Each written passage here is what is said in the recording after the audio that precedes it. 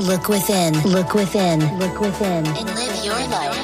And live your life on the edge of two worlds. A reality where you find true understanding of who you are. Take the step into the unknown with Alexander McKeag and Jason Rigby as they explore the thinly veiled world of consciousness, spirit, and the human condition. Join them in embodying the oneness of all. Walk the cliff's edge between the seen and the unseen realities. Welcome to High Density Living.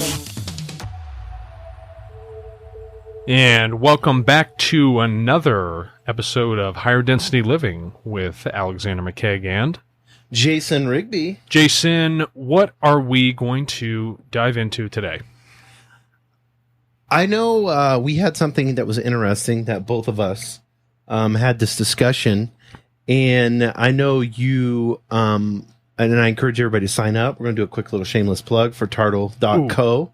.co. You are co-founder? I'm co-founder of Tartle.co, Tartle.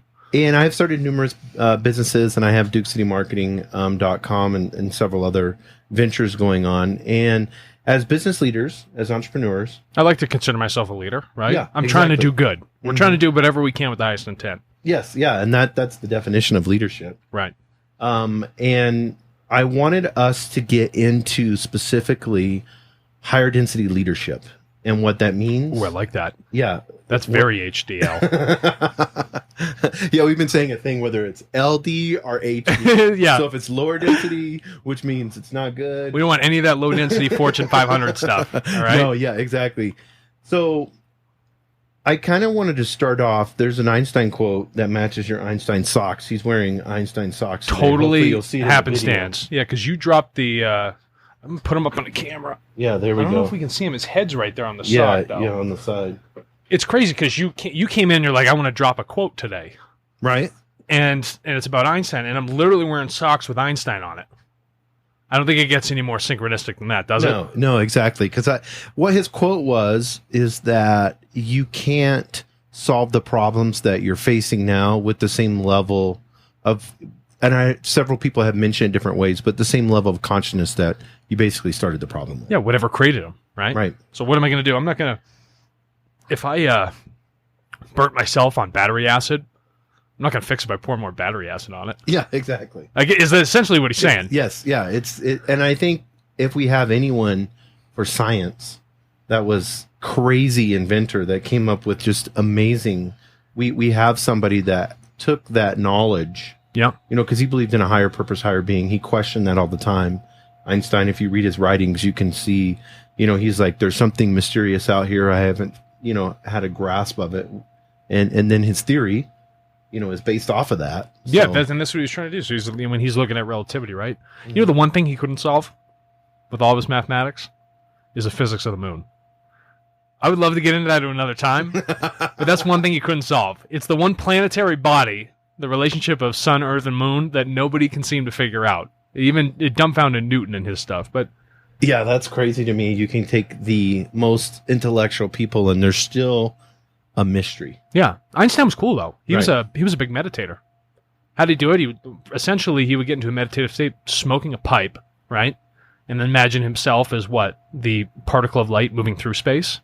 So, what the perspective would be if he was that particle of light traveling at the speed of light? How would things look? And that's what he would do. He would do these meditative visualizations. He would do it all the time. And that's where the math didn't come first. Math came second. That's awesome. And I what I love, I think specifically about Einstein, and we'll have to. We had talked about the other day, is like taking certain people like Carl Jung or whoever, and doing a whole episode on them and what they believed in quotes that they had said about spirituality. Oh, that's neat. Yeah, we should talk about that. Yeah, like the physicists and like all those other, whether it be a physicist, psychologist, logician, whoever it is, we'll talk about how they felt about spiritualism. Yeah, and I think it would be interesting. We could read some autobiographies on them, and then come into the studio being prepared. Oh yeah, prepared is always good. But I wanted us to touch, and we can get into this ebb and flow as far as leadership, what it's not. Oh, what and it then is. what it is. And I don't know, have you seen the new Jennifer Lopez movie, Hustlers? No. So in there, basically, the premise of the story is you have all these huge Wall Street titans, and you got the low level boiler room people, and then it goes up, in tiers. Right. And basically, the strippers at the strip club figured it out how to get money out of each one in different levels. So you're trying to tell me and the rest of our listeners we've been in the wrong business the whole time? Yes. And it's a good movie in the sense of so what they ended up doing was they were like, let's get some ketamine, and they were like, let's drug these guys to the point to where we can figure out how much their limits are on their corporate cards and their personal cards. Oh, you just gotta get them real loose on ketamine. Yeah. Yeah. I'll tell you anything you want. Yeah, what's your social? They're asking them why they're in this daze. You can see it in the movie. Smart. They're like, what's your social security number? What's your maiden name? Oh, nice. And so, and they were so embarrassed that no one would turn them in. Finally they got caught. It's based on a true story. Oh, I like this. That these people were doing that. Finally they got caught, and spent time in jail. Nothing serious, of course, but it was interesting how they were describing these leaders.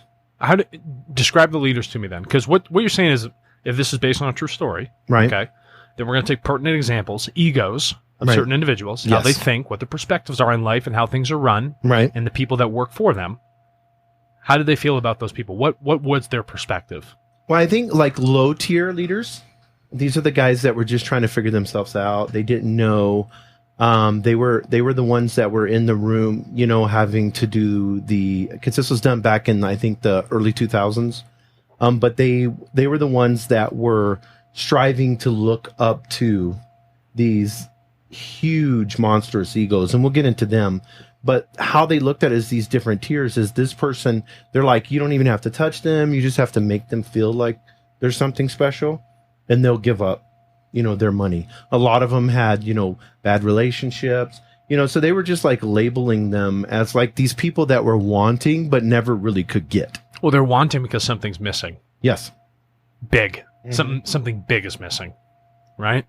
Now, if we look at these people on Wall Street, I've known traders. Mm-hmm. I've known plenty of them.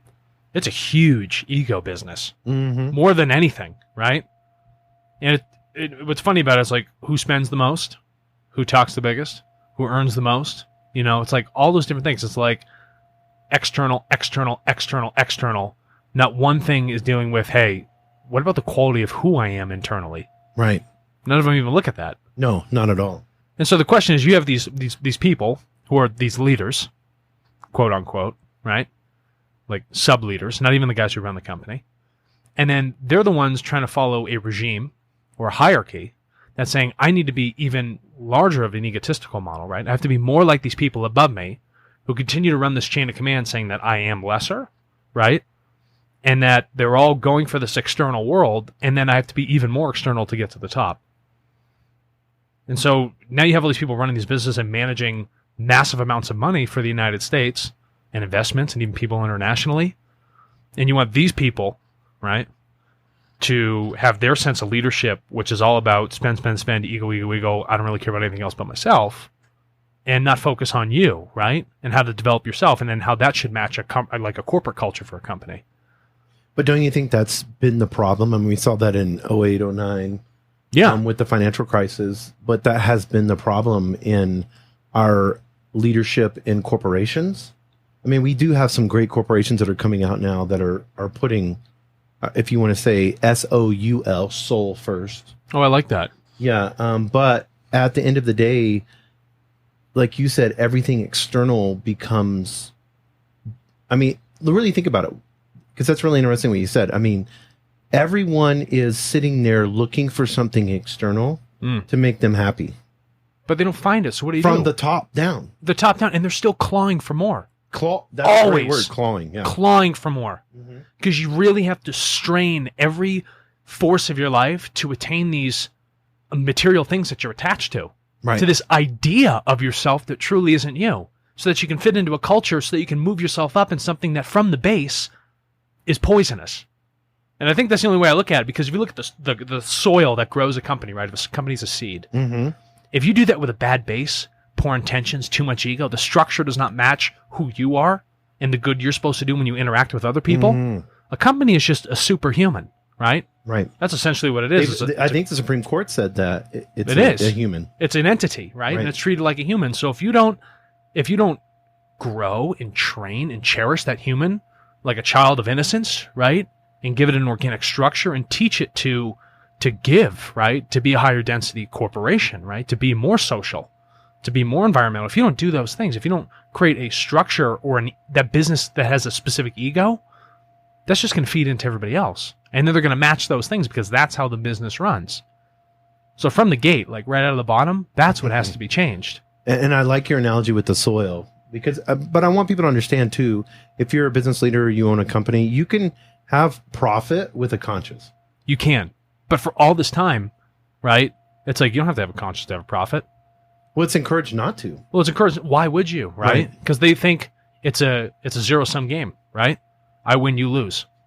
And you know, you could see it with this movie, and I think this is a perfect analogy. This, you know, like super male patriarchal system that looked at strippers as being, you know, objects, external objects for their pleasure. You know, they're sitting there showing them doing coke all the time, you know, which is, you know, everybody says it's a white man's drug. Right. You know, a rich white man's drug. And then they're just throwing $100 bills at these girls. And then, you know, they're trying to figure out their life being a single mom. And so you have this whole dynamic that they're trying to react to a system that it's corrupt. They're also trying to react to a system that's poisonous. Sure. And it's gone to the point to where it's not just affecting the corporation, but in everything that they're doing in life, it's infecting. And I think that's a good word. And it is infecting you, right? Because you don't realize that just because you go to work and you choose or you make an action right there, it doesn't stop when you walk out of the office building. That continues. Who you are and how you define and the choice you make does not stay there. It's like, okay, everything I've done for the day is only going to affect the business. Right. No, it's going to affect everything else you do. Mm-hmm. Every choice you make, because you've got to keep up that lifestyle, that ego, those choices. What do you do for work? That's what people ask. People love asking that shitty question in the United States. What do you do for work? What do you do for work? Why don't you ask me, what type of person are you? How are you doing? Not what do you do for work? When you get to know somebody and you go out, they're always asking, well, what do you do for work? What's your job? Right? And then the hierarchy comes into play. Right. That W-2 is not big enough. No, you spend too little. You're poor. I don't like that job. They're judging people on their job and not their character. That's so good. You're right. Right? And that's that patriarchal mode that's going on, right? It's that male dominant, logical, rigid, finite model that we've perpetuated for all this time. Okay? And you see that even with our data models and how we do stuff. We say this is how a person is because we're back propagating and analyzing them and say this is the profile of Jason. What? It's just a rigid, finite model. That's not who you are. No, yeah, exactly. So they've left all that feminine aspect, that beautiful, emotional, fluid energy out of the picture. So it's like almost like the Leaning Tower of Pisa, and the whole thing is just like almost keeled all the way over because it's all masculine energy. Leaning Tower of Pizza, though. That sounds pretty good. So, and then when you have someone that is extremely feminine and they come into that culture, it's almost praised if you're a woman, but you're ruthless. Yeah, because they want to perpetuate that masculine energy. Right. And then the woman who came in who had one perspective now is dressing in the dark suits, walking like the man, talking like the man, doing all these other things with this heavy masculine energy that they didn't have in the first place. Why? Because they have to keep up with that culture and how it's designed. But again, it's looking for that external thing. In the structure of the business, its culture demands external learning, right? It demands that everything on the outside defines who that individual is, right? And I want to break that down because I feel like the word external is something that everyone can grasp. Yeah. Especially being a leader, because if you're looking at external, then how we're going to break it down to even, and I don't want to get back to the tiers. I don't want to get back to strippers. Yeah. I don't want to keep going back to strippers here. But, because I think that's a great analogy. But external, when you get an employee and they can realize that internally they can solve a problem that the corporation faces instead of having to look outward. Right. Or relying on some rigid, hierarchical system. Yeah. something on the outside that maybe they read about. Right. And then they're allowed, because they're allowed to be able to freely bring an idea forth that can change the company. I mean, how many times have we heard that? Somebody that was a janitor that saw something in the trash all the time and then mentioned it. Next thing you know, the corporation's using that. But what does that require of a leader? That's a self-awareness. Right. To understand that, yes, I understand that I am the leader of this corporation, right? But how I view things are no longer vertical. It's a horizontal plane. Mm-hmm. And I don't care what your job title is, how much you're getting paid, it doesn't matter. Every thought you have is just important as mine. Right. And just because I have a title does not deem everything I say more important than you. And that's the difference in quality between a leader and corporate ethics, right? And how you deal with the people that are with you. That whole dynamic fosters a different type of growth, right? It's a more fluid type of growth. It's not rigid where it's like, because I have this title and you're 30 different tiers down, you can never have that conversation with me. That's not how things work in nature, okay? One bird can go, a small little bird can go talk with a hawk, right? Right. Can it not? Mm-hmm. A pilot fish can go with a whale shark. Right. Just because it's larger and it takes up more space, and what it looks like perceived in our view of things is that, right. Look at the ego of that. It's large, right? Much like a person in the business. That guy's wearing the suit. He must make all the decisions. Well, hold on a second. Change that structure, because the small fish can also help guide the larger fish. It can help pull off those parasites. Well, it's symbiotic, yeah. I mean, they're dependent on each other. They're codependent. Right. And it's important for a leader to realize that codependence. And when you realize codependence, now you start acting in line with nature, because that's how nature works. Because when you fight nature, you're fighting yourself. Right. When you fight nature, you fight yourself, because that is what you are. But to be this big egotistical model that is set out in corporate America, you have to fight yourself, because everything inside of you is telling you no, but you have to sacrifice. Jesus talked about, he said you can gain the whole world but lose your own soul. Yeah. And so what have you gained? Yes. Nothing. Right? That model doesn't work. It doesn't work. Why do you think entrepreneurialism is spreading so quickly? It's not the onset of only the technology that makes it easier for people to work from home or start a business or do all these things or put together teams. It's the ability for people to be more collaborative, a more horizontal platform, more open offices, a higher social good, because that is in the consciousness of who we are now. That is what we want. Because we've watched year after year after year all these choices with these corporations that have massive amounts of power, right? Choosing for us what our future is going to look like. And now that inverse is starting to happen. That asymmetry is now starting to balance itself out, right? Now all these micro businesses are growing everywhere, and the people have ability to work outside of that corporate model. That doesn't work anymore, right? And they want that social good. They want to do more than just make the buck. And the whole idea now is that if you start with the idea of that symbiotic nature, right, that codependence and that social good, the money will come after. But it's the purpose. That's what people care about. That's what the energy of our time now is aligning with. That's of a higher density, right? That's understanding that what I do here has a systemic effect. And people are beginning to see that. People are beginning to see that interconnectedness between all of us, because every choice I make inside the business and outside of it is affecting every single person and thing. Connected how 2 or 3 or 4 or 5 degrees away, it's going to touch it sometime now or later. Yeah, that's why I like, what was that old movie, American Psycho or whatever? Kind of same scenario. Like My Business Cards? Yeah, My Business Cards, yeah. And he's just he's this psychotic, quiet person that's going through his head like, I need to fit into this mold, but I just can't. And then it turned into this extreme where the only way that he could release himself was to show dominance over a woman, and actually get to the point to where he was, killing her, taking her life. So the spirit. That's extreme, yeah. Yeah, but the spirit, that's what happens. You bury the natural law that's happening inside your body, right? Right. You go into work and you bury your soul. You bury the fucking thing. You're no longer you. Right. And that's 99% of the people that go into work, right? They won't share their opinion because it's not accepted. They sit quietly at their desk in their cubicle and they move paper from here to here. That's 90% of the jobs in the United States. Yep, you're exactly right. Okay? And to hopefully get a pension. To get some sort of benefit. Yeah. So I'm going to sacrifice everything that makes me Alex or Jason or John or Jane Smith, right? I'm going to sacrifice all those things so that I can get some sort of benefit later, far down the road.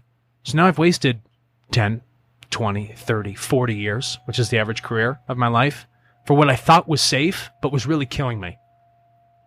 Yeah, and for what? And for what? To have a Denali or an Escalade? Or... Again, more external things. Yes. But what have you learned about yourself? Nothing. And when you go out and you try and raise your children or teach people other things, you can teach them good things? You don't even know shit about you. Yes. You spent 40 years in a career burying everything that was you, and you haven't learned one damn thing about yourself. And then you have your children performing. Your children externally, performing. Right. You know, getting their, well, I'm a great football player, or I'm a great piano player, or, you know, I can do this, and you have them running that rat race over and over and over again. Right. And no one has had the ability to be able to look at each other and say, who am I really? No, exactly. And how do I fit in a relationship with you and everyone else around me? Mom didn't teach me how to understand myself. She taught me how to understand how to act in this world. No one sat me down and was like, hey, you better figure you out before you go out and then start like judging people and determine what they should do. And that's what a business book does. Yes, exactly. People, I spent wasted years reading that shit, only to find out that everything I needed to learn was inside of me. And then my growth, right? What I've done, my businesses, the choices I make are determined and they equally match the growth I've had inside of me. My businesses grow at the pace that I grow. People think, the business, it'll outgrow me, do all these other things. Well, it's like, no, it's not outgrowing you. You're pushing it into a structure that is not you. And then you end up leaving it. It burns you out, right? That's why leaders are burnt out right now. Of course they're burnt out. The reason that you're burnt out is because it's not... Gary Vaynerchuk talks about this, and I love it. He's like, the reason I can go 12, 14, 15 hours a day is because I'm so passionate about what I'm doing, and I have a voice and a calling that I want to share to my platform. And he goes, the minute that I stray away from my vision and internally what I'm supposed to be, is the minute I start feeling burnout. You bet. And you know what's cool about that? He knows exactly what he loves. Yeah, he's self-aware now. He understands himself well enough to know that this is what he loves, and that's the passion he wants to follow. People go to these jobs for safety, and they never know what they love. They're going to live their entire life not knowing the one thing they truly wanted to do. They never focused on it. They never took the risk for it. And then what? You think that's a benefit for everybody in society and yourself if you're going to sit there and waste away your life? No. I'd rather you take that risk. I'd rather you find out what you truly love, because those conversations you have become more fruitful. Those choices you make become more aligned with what you do. Your overall happiness increases, and every person you interact with, it's going to increase their happiness. You're not going to do things that are going to have that negative effect. You're not going to continue that energy coming out of that stupid fucking box that you work in all day long. Right. Right? You can leave that shit behind. Yeah, there was a guy that was in corporate America, and he runs one of the most successful surf shops now in San Diego. But he was just like, screw all that. Fuck it. I'm going to just focus on what my passion is, and that is making surfboards and modeling them right. And so he took an internship for like 5 years underneath this guy that has spent, 40 years just molding surfboards. That's and he so figured cool. out exactly how Shredding the he gnar. wanted to do it. And guess what happened? Then he would go out and take the board and surf in it, and then come back and work back and forth. Now, he has one of the most expensive surfboards you can buy, because people want to purchase something that is amazing product, one. And number two, has been made by human hands that were passionate about something. Has a real story. Yes, it has a real story. It's not a story of making money. It's a story of passion. And all of our greatest stories, from the Bible to the Vedic scripts, from the Quran, they're stories of passion, emotion, drama. Okay? Money is not drama. Money is not life. Money is not human. It's not nature. It's just energy. Yeah. It's just energy, right? And then people allow that to define who they are. I would rather people make less and do what they really want to do. And you watch the pain drift away. Those attachments to something that you thought was you go away. The distortions are no longer there. But when you're doing something that's extremely passion, like let's say this surfer guy, it's going to lead into something that's going to be amazing. Yeah. Because the power that's in you is limitless. It absolutely is. It's infinite. So when you're working with your best self, and you're doing the best that you can do with the passion that you're in, you'll be able to open up a surf shop in San Diego and it'd be number one. Right. Because you're living true to yourself. You're living the real you. Right. And that passion is palpable. People feel that. So people ask, oh my God, sales, I got to follow all these sales techniques? Horseshit. No, you don't. You have to be passionate enough so that someone else can believe in that passion that you have, whatever it might be. Right. So they can feel that life that is inside of you. That's what causes people to buy things. That's what causes people to make a choice, is that emotional draw. No matter how logical we all think we are, no matter how I've logical. never bought anything off of just 100% logic. Yeah. No one does. The guy's a robot, whoever he is. No matter how amazing it is, No. it's not going to push you into that direction. We use logic to justify our emotion when we purchase something, but it's all emotional based. At the end, And can we say something? Emotion doesn't have to be justified. That's a problem. That's a social concept that we have. We don't have to Yep. justify our emotions. right? To who? To what? You had the emotion. What are you judging your emotion off of, anyways? Yeah. Okay. Yeah. To what? A norm, a standard, a Goldman Sachs standard. Screw that standard. They won't be our sponsors. No, I don't want them to be our. Yeah, they're not going to sponsor us. Man, I needed that check. We will take. What is this company? Oh, the kombucha company. yeah, I mean, but GTS. yeah, we'll take GTS as a sponsor. Oh yeah. They're raw, vegan, non-GMO, kosher, and gluten-free. They have electrolytes, polyphenols, and enzymes. This is How do everything you we say need. that though? Polyphenols. Yeah, polyphenols. That's Yeah. the proper way No, to this say is it. I great, wanted to man. make sure. It's alive. Yeah. And then it's a talk about living social. The only reason I made the choice to buy this water, it's a brand called Just Water, and a really cool plant-based cap and paper-based bottle, is because it made me feel good. Not the fact that I knew I was just getting plain old water. It was the fact that I will spend just a little bit more to pay into people that are having a solid social consciousness with what they're doing. Yeah, That's more important. Yeah, and also you can see they put their story right on there. That's what I want. It's the drama. It's the story. You just did a good thing. You did. They're telling you did a good thing. Right. They're reinforcing that. And then it says a system that's out to change everything. That's what we're trying to do. And it goes through that whole process. Right. I mean, plastic bottled waters are like, I mean, if this company could figure that out, imagine that. Yeah. And what do? They have your story on here. Right. They tell the emotional journey, the drama, the hero's journey right here on the damn bottle.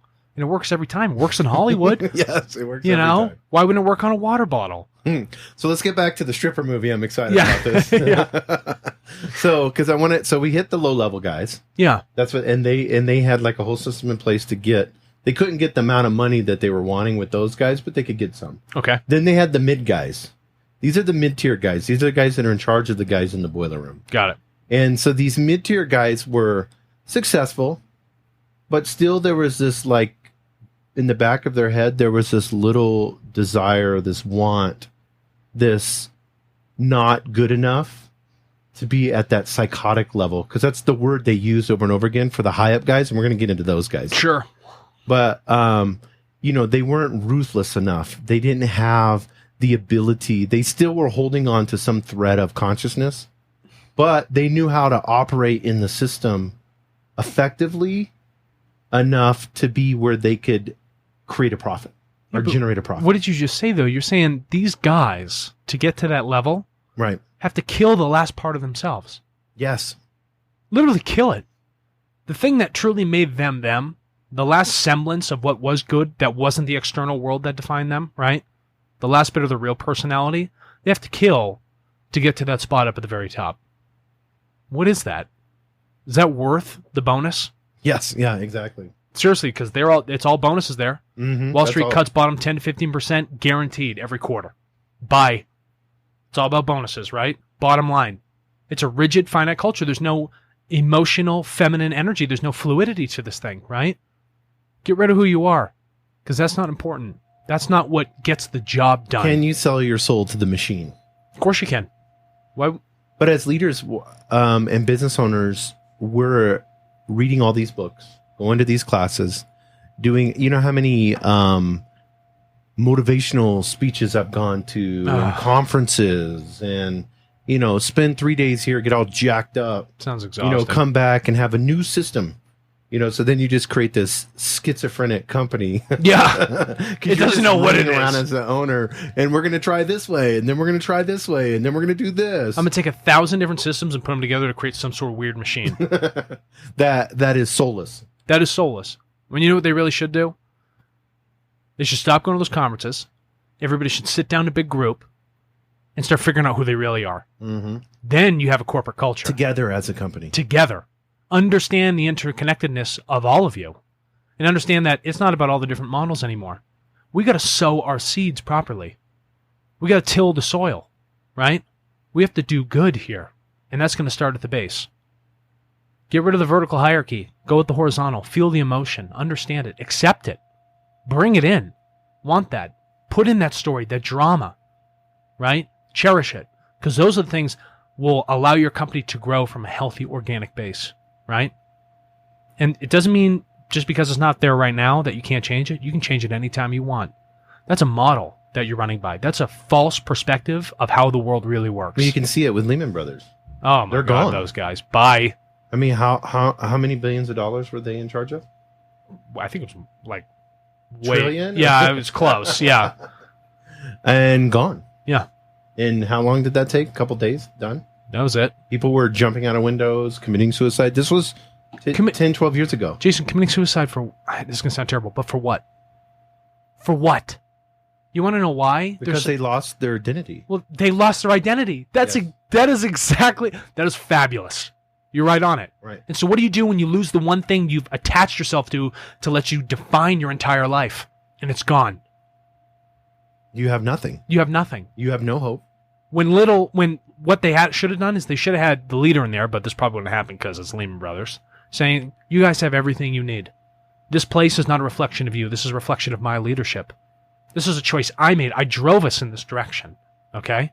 That's my responsibility. But do not let this be the burden on you or define who you are. That's a conversation that should have happened. But the conversation went this way. And in the movie, they talk about this. Jennifer Lopez didn't even know she was going to be this exciting for a spiritual analogy. Yeah, this is great. We'll tag her in this. Yes, I think that would be awesome. But when you look at it, like they even said that, they said the guys on the top get away with everything. Right. And so that's the whole idea, to get to that level at the top so that you have no accountability. And they're the ones that sneak in the strip club. They're the ones that sneak in the back room and have a room all set up for them. Yeah. And then they were the worst. These guys, and we can get into this here in a second, but I want to tee you up on something. Accountability and having none. And everybody striving to be free, where they don't have a boss, where they don't have anybody that they answer to, where they can, I think that's the whole thing with entrepreneurship. But no accountability and seeking that is a wrong road to go down. It is. So not only have you buried yourself, but you also think you're above the natural law of everything that binds us all together. That what you do is of no consequence, right? What you do does not affect anyone else outside of your limited perspective. It's like going around with horse blinders on all day long, right? Everything you do is out of sight, out of mind. I don't give a shit. If I'm in this room, I leave the wake of flames behind me, by the time I go. But that accountability, where does it come from? If people don't want those bosses, the entrepreneurship, they want to be accountable for themselves, right? And now that you're accountable for yourself, if you have a whole group of people that want to be accountable for themselves, now the group's fully accountable. Now that what was a decision that looked like only one person was making, the group makes for the greater good of the group, not for the greater good of just one person. Right? But so you have a whole corporation that's just doing the greater good for themselves. For themselves. And so essentially, if all your roots, like the trunk of your tree, right, everyone's feeding the water up to all the branches to share it, right? It's like right out of the gate, all the other saplings that are sprouting out of the ground are trying to take in all their different directions that water from the tree. So it stunts the tree's growth. It can't really go where it wants to go. It can't get all the proper resources because everybody's trying to do their own thing, right? They have no accountability here. They're like, I'm just going to take this because I don't care about what happens to anybody else. I'm my own tree. I'm my own tree. I'm my own little sapling. Right. I'm going to go grow on my own. I deserve this. Even though I'm working here at this company, I'm just waiting to jump ship and go to the next best place. Right. Yeah. And for that's what? Happening all the time. For more. Always for more. I won't take that job. Why? Well, it doesn't pay enough. But is it something you truly care about? Yeah. I don't want to do with those. It won't pay me enough.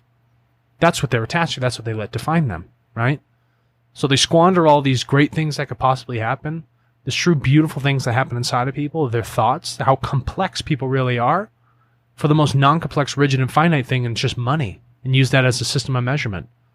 That's crazy. And so we get to the top of this poisonous system, this corporation. The head of the cobra. Yeah. And this guy, they show him in the movie, they show him like this. He's on a headset in this big office. He's overlooking, Central Park. Space. Yes. A lot of space, right? A lot of space, yeah. I'm attached to having the big office. Right. So with big windows. Has to match the ego. And he's walking around and he's got a headset in, he's yelling and he's got a power suit on. And this lady walks in like a secretary or something like that. And he points to a screen and it shows her with another guy doing something crazy. So he blackmailed her. And that's like the theme. Like, this guy's going to make sure that he owns people. You don't own anybody. But that's what it is. You get to that point, right? I've lost all accountability. Right. Right? No one can tell me otherwise. Okay? And because there's a hierarchy in place, there's a model that we all are abiding by, means that I do decide if I own you because you're too scared to leave. Because this job's more important, right? Right. It's more important than your own self-worth. Because you have gone into this failed system and have allowed these people to influence you. So that fake influence becomes like showing you with another man. Yeah. In a hotel room or whatever, that fake influence, that has no influence over you. No, it doesn't. But they think it does. Yes. Because that false world, that massive distortion that most of America walks into every day, they think that's the reality. Because that top guy has nothing over you at all. No, it's the most artificial thing I've ever seen. You're looking at him and giving him power, though. You don't have to. Because he has nothing. He truly has nothing over you, right? You're choosing to give up that power. You're choosing to really understand and accept who you are. And again, through this attachment to this individual, right? Distort your perspective of reality to say that this person has power over me. No one has power over you. No one has the ability to make that choice. Because I sent you a quote from a book that I'm reading. Yep. And it talked about like the greatest fear is to get into a place and then to like fall into the traps. Right. And they used the word, not density, but like trying to think of the word right now, but like to fall into these illusions, almost like these fake little traps that are out there. Interesting. And I see that with people in the sense, and myself included, we want so much to attain something that's so false that at the end of the day, as Jesus said, we've given up everything. For what? And then you see like we talked about that on our first podcast, where we were talking about what people say when they die. Yeah. The biggest regrets. What are your regrets? Is it that you told that CEO to fuck off? Yeah. And you quit and started your own thing and had half the income? Is that what you're motivated about? Or was it, I'm glad I, gave my all and worked 20 hours a week. 20 hours a day in this company that's soulless, and now I'm 75 and I'm dying. What do I tell my grandkids sit on my lap? Grandpa, what'd you do? I didn't do shit at all. I sacrificed my life. And not for a greater good, right? Not for the well-being of me. I just gave up everything that was me for what I thought was important. And now that I'm reflecting on it and I look back, I realize that I've wasted absolutely every precious moment I had. Yeah, and that's the truth. And guess what? There's gravity to those things. Like the sun holds the planets around, right? Mm-hmm. It's a large object. So if you look at a corporation, there's a lot of thought that is happening there. This conscious thought. So I want you to visualize this in your mind. Imagine this corporation has a huge sun and it has a lot of gravity. And all these people are thinking about the size of how big this thing is. So that idea of how it holds the glue of this corporation together, no matter how much good you want to do, when you come into its gravitational pull, it's very easy to get trapped in it. Right. Right? No matter how good your intentions are. Because how that system is set up destroys those incentives for you to do that greater good. That you had such good intentions. I want to change this. I want to do all these good things. But guess what? It gets squandered. Not by the company, but you had to squander it because you still wanted to fit that mold because you thought it was the best thing to do. When really, Don't go towards that sun. Move away to it. Go to a different planet. Go to a darker place, right? Go somewhere new. I want you to go further out in that galaxy. I want you to figure out a place no one's ever been to, and I want you to do something beautiful there. I want you to create somewhere else. Or see a need and transform it, like this company here. Yeah. I mean, this Just Water. I would imagine. Let's take Goldman Sachs. Okay. And a marketing meeting that they have. Oh. And a table. Yeah. And then let's take a Just Water and have a marketing meeting and see what that table's like. Here's what the Goldman Sachs one does. You ready for this? Okay. I just want to show our logo. Okay. I want to make sure that our name's on there. I want you to put on as many billboards as you can. I want to also post it on LinkedIn. We'll pay you $25 million. I want you to run that for 6 months. Okay. Meeting adjourned. Fantastic. What happens to Just Water? They sit down and they're like, okay, let's look at our bottle. What are we doing here? Does this match who we are? Is this product actually in line with what we truly care about? Yeah, it does. Okay. So what piece of this do we want to market? And how do we want to do it? What part of the story? What part of our story, right? How do we want people to connect to our story? About what we feel is important so that they can see that importance. 6 hours go by. Mm-hmm. A week goes by. A month goes by. Janitor comes in. He's like, guys, I got a great idea. CEO of Just Water turns around, looks at him. He's like, what's going on? What do you think?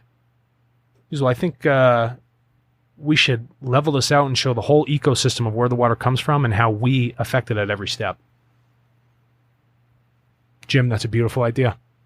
Jim, I want you to come to all of our marketing meetings from now on. And just like that, what do we have?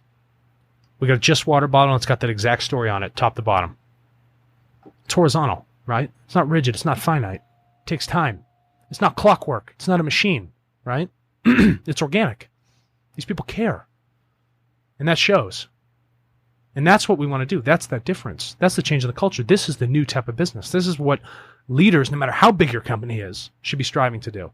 And that's important. Not that 99% of the leaders, aren't trying to do good things, right? Let's assume they're all good people.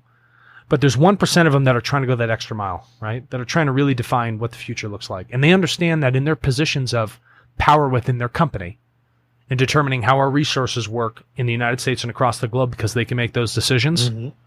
They see that. They understand the systemic effects. They understand the interconnectedness between all of us. Those 1%, they're making a big difference. So we got to change the rest of that majority. We have to show them that what is going on with these smaller people that are sowing the seeds in these much smaller fields, that's a model we should follow, even though we're so large, right? And I think that's the higher density way of doing things, is understanding that interconnectedness. And I think it's just, I think it's a perfect example using this, Alex, exactly what you said. Have Goldman Sachs sit in a room and make a water bottle and put water. What is the conversation going to be like? I want gold flakes. Yeah. We want the most expensive plastic we can get out there. Sure. Fuck the environment. Right. We want the water. We want to, what's our biggest ROI? Can we get cheap, New York municipal water? Tell them we put some cheap, we'll lie about what's in the bottle. And we'll squeeze the manufacturers. Yeah, and we're going to squeeze the manufacturer so we can get 2 cents for the water. Yeah. And then, but it's going to look flashy. It's going to look amazing. It's going to have our big, GS on it. Yeah. Logo. And it's going to be like the best looking high end water known to man. And we're going to rip all these people off and we're going to kill it. And this is going to be, all of our bank accounts are going to be big. Yeah. And the dissolved solids in this water is going to be nuts, and it's just old sewage that's been processed, and we're all just drinking the same poison. Because we don't give a shit. We're not going to drink it. We don't care. We'll just sell it to the masses. You masses. know why? Because it looks good. Yes. It's not about looking good, right? But it's all fucked up inside. Yeah, and it's all fucked up inside. It's not about the looks anymore. It's not about what's on the outside. It's about what's on the inside, right? That's why this is just water. It's about the quality of what's on the inside. How did you get that quality on the inside? Where'd that come from? I don't care how you dress it up. Right. I don't care how tall your giant skyscraper is, right? I don't care how flashy these things are. It's the quality, it's the emotion, it's the feeling, it's the drama, right? It's those flexible models. It's sowing those seeds. It's that organic growth that is going to match who you are, is going to determine the real quality of how many people want to follow you. I love that. And I want to kind of end on this because we're getting to our time, Alex. When they saw these high up CEOs, yeah, and they looked at them and they're like, this design a system, because those are the ones where we can, you know, spend 10 grand in a night, and they'll throw out the $100 bills. And there was one scene where this girl, the financial crisis hit. And so, of course, the club was not, you know, they weren't coming in there anymore. You know, Right. everybody, you know. And so there was desperate times. Sure. So- Real desperate for everybody. Yeah, exactly. So what was happening was she had a choice to make with a gentleman. He wanted her to do more than just, you know, strip, like get into the sexual nature side of things. Yeah. And he said, I'll give you $300, you know, if you can do this or this to me. And she's like, okay. And so he gave her some Coke, you know, and she normally wouldn't have done that, but she went in and took it because she was feeling shitty. She took the Coke, you know, he was doing Coke. He put money down there for her. She did the act, felt shitty in the morning. And it shows in the movie, and this is really, she's getting interviewed by somebody because they did a magazine article. It's based on a true story. Yeah. And she goes, when I woke up in the morning and I realized what was going on, he had just given me three $20 bills. But, you know, I was so out of it in my head, I thought he had said it was 300, but in actuality, I just got $60. Yeah. And I want you to close on this. I think that's where we're at right now in corporate America. We're at the point where we're recognizing we just got $60 for this. We thought it was so much more. We thought you know what? You're absolutely right. You go in thinking like, man, I am just winning. I'm winning, right? Because that's what it is. It's all about competition. Look at gain. But what have I got? Nothing. I got the same 20 cents I had before in my pocket the day I got the job. You've lost everything else. You lost who you are, everything you care about, everything you ever dreamed about, every passion. You pushed that all away, right? And whatever you got, even though they gave you all those paychecks, jack all. Yeah, and then you end up doing the things that you hated the most inside of you. Yeah. To accomplish something that you thought, but it was at the end just fool's gold. Fool's gold. That's exactly right. So what do I want people to do? I want them to sit down for a minute. I don't want everyone to just walk out and quit their job right now. Okay? Start a revolution. Start a revolution. Let's have some a little bit of risk management on this, right? Do something on the side that you're a little bit more passionate about. See if it takes somewhere. Find an apprenticeship. See that interconnectedness of what is going on. Test your business. See if it aligns with your values. And then I want you to do a review of your entire life. Every year, every hour, every minute, every second you sat at that desk or you stood at that assembly line. Do these things make you more of the person you truly are? Or do you make yourself more the person you truly are? All right? Look at that, review it, ask yourself, and then start making some real choices that are for the benefit of you. And that passion, like you said, Alex, it's so easy. Instead of watching 4 hours of Netflix, Yeah. get rid of Netflix and take that 4 hours and like work for 4 hours on your passion. On you. And you can do that in the evenings. You really can. You have Saturdays and Sundays. Maybe you go to yoga and you've always wanted to be a yoga teacher. You have 2 days. And Americans, you know, a lot of people, we have at least 1 or 2 days off, and we have all the evenings off. That's right. You know, our mornings, however your shift schedule is. But you have a ton of time where you can take and focus on that passion. You know, get into where if you want to be a yoga teacher, go get into class, figure it out, say, how can I learn this, and follow that direction. Yeah, rather than say, I don't have the time. You don't have the time for what? To develop yourself, to figure out who you really are? That's sad. It's just an excuse. It's an excuse, that right? will wind up in the end. And you have that time. Yes. So use it. I love that. So I want us to, on the second part, we're going to get into next week. We're going to get into more practicality for leaders. Cool. And how they can operate and what a higher density leadership system looks like in an organization. Great. And I want us to take, an hour, and we're going to hit heavily into that specifically. So if you're a leader, an entrepreneur, you're out there and you want to know like tangible things that you can start implementing right now, that's going to be next week in the second half of higher density leadership. Wicked. Yeah. Thanks, Alex. Thanks, Jason. Look within, and live your life on the edge of 2 worlds. A reality where you find true understanding of who you are. The learning is done. Become the teacher in embodying the oneness of all. Walk the cliff's edge between the seen and the unseen realities. Become a higher density being. Please go to www.higherdensityliving.com.